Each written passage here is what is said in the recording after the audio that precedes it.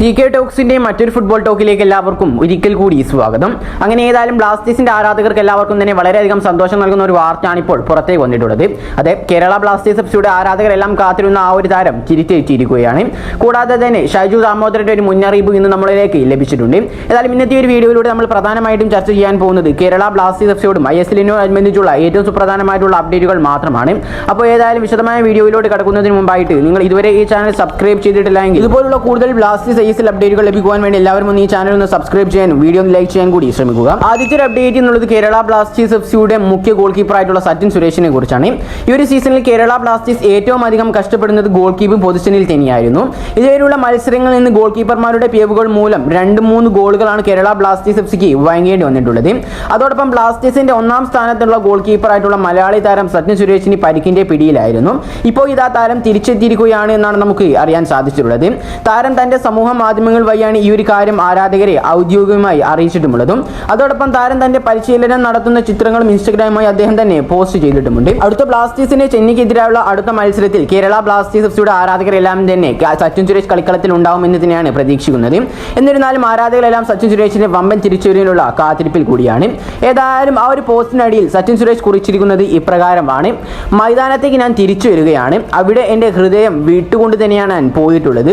ഓരോ തിരിച്ചടിയും എന്നെ ശക്തനാക്കിക്കൊണ്ടേയിരിക്കുകയാണ്. ഓരോ ചൂടും എൻ്റെ അഭിവിശ്യത്തേക്ക് ആക്കം കൂട്ടുകയും ചെയ്യുന്നു. എവിടെ ഉണ്ടായിരുന്നാലും ശരിക്കും നന്ദിയുണ്ട് എല്ലാവർക്കും. എന്നെ സപ്പോർട്ട് ചെയ്ത എല്ലാവർക്കും ഒരിക്കൽ കൂടി നന്ദി അറിയിക്കുകയാണ്. ഈ കാര്യങ്ങളെല്ലാമാണ് ആ ഒരു പോസ്റ്റിനടിയിൽ സച്ചിൻ സുരേഷ് എഴുതി കുറിച്ചിട്ടുള്ളത്. ഏതായാലും അടുത്ത കേരള ബ്ലാസ്റ്റേഴ്സ് എഫ്സിയുടെ മത്സരത്തിൽ സച്ചിൻ സുരേഷ് ഉണ്ടാവുമെന്ന് തന്നെയാണ് നമ്മൾ പ്രതീക്ഷിക്കുന്നത്. അടുത്തൊരു വാർത്ത എന്നുള്ളത് ഷൈജു ദാമോദരൻ ഒരു മുന്നറിയിപ്പ് നൽകിയതിനെ കുറിച്ചാണ്. നമുക്കറിയാം, ഈ അടുത്ത കേരള ബ്ലാസ്റ്റേഴ്സ് എഫ്സി തുടരെ തോൽവികളാണ് വാങ്ങിക്കൊണ്ടിരിക്കുന്നത്. അതുകൊണ്ട് തന്നെ നമുക്കറിയാം, കുറച്ച് ദിവസങ്ങൾ അഥവാ ബ്ലാസ്റ്റേഴ്സിന്റെ അടുത്ത് കുറച്ച് മത്സരങ്ങൾക്ക് ശേഷം ഒരു മീറ്റിംഗ് തയ്യാറാക്കിയിട്ടുണ്ടായിരുന്നു മാനേജ്മെന്റ്. അതിൽ ഏറ്റവും വലിയ അജണ്ട എന്നുള്ളത് കോച്ചിന്റെ ആ ഒരു പെർഫോമൻസ് നൽകുന്നത് എന്നുള്ളതെ കുറിച്ച് തന്നെയാണ്. ഏതായാലും ഷൈജു ദാമോദരൻ ഇതിനെക്കുറിച്ച് പറഞ്ഞിട്ടുള്ളത് ഇപ്രകാരമാണ്: അടുത്ത 2 മത്സരങ്ങൾ മിക്കാൽ സേറയ്ക്ക് വളരെയധികം നിർണായകം തന്നെയാണ്. അടുത്ത 2 മത്സരങ്ങൾക്കായി കേരള ബ്ലാസ്റ്റേഴ്സ് എഫ്സിയുടെ മാനേജ്മെന്റ് കോച്ചിന് സമയം നൽകിയതുമുണ്ട്.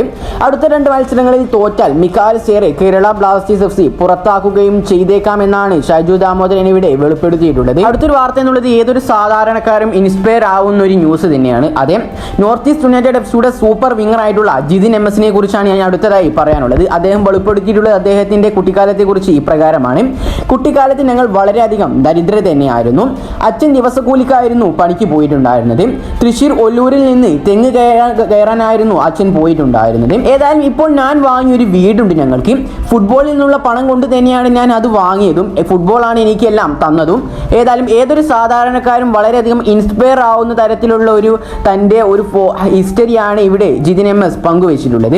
ഏതായാലും ജിതിൻ MS-ന്റെ ഈ ഒരു ഹിസ്റ്ററിയെ കുറിച്ച് നിങ്ങളുടെ അഭിപ്രായങ്ങൾ നിങ്ങളുടെ കമന്റായി രേഖപ്പെടുത്തുക. അപ്പോൾ ഏതായാലും ഇത്രയും കാര്യങ്ങളൊക്കെ ഉള്ളൂ ഈ ഒരു വീഡിയോയിലൂടെ പറയാൻ. അടുത്ത കേരള ബ്ലാസ്റ്റേഴ്സ് എഫ്സിയുടെ ചെന്നൈയിൻ FCക്കെതിരായുള്ള മത്സരത്തിലെ സ്കോറും കൂടാതെ തന്നെ നിങ്ങളുടെ അഭിപ്രായങ്ങളെല്ലാം നിങ്ങളുടെ കമന്റായി രേഖപ്പെടുത്താൻ ശ്രമിക്കുക. അപ്പോൾ ഈ ഒരു വീഡിയോ ഇവിടെ അവസാനിപ്പിക്കുകയാണ്. കൂടുതൽ ISL-നെ കുറിച്ചും കേരള ബ്ലാസ്റ്റേഴ്സ് എഫ്സിയെ കുറിച്ചുമുള്ള അപ്ഡേറ്റുകൾ ലഭിക്കുവാൻ വേണ്ടി എല്ലാവരും ഈ ചാനൽ ഇപ്പോൾ തന്നെ സബ്സ്ക്രൈബ് ചെയ്യാൻ വീഡിയോ ലൈക്ക് ചെയ്യാൻ കൂടി ശ്രമിക്കുക. അപ്പോൾ മറ്റൊരു ബ്ലാസ്റ്റേഴ്സ് ISL അപ്ഡേറ്റുമായി ഞാൻ വീണ്ടും വരുന്നവരേക്കും എല്ലാവർക്കും ഗുഡ് ബൈ.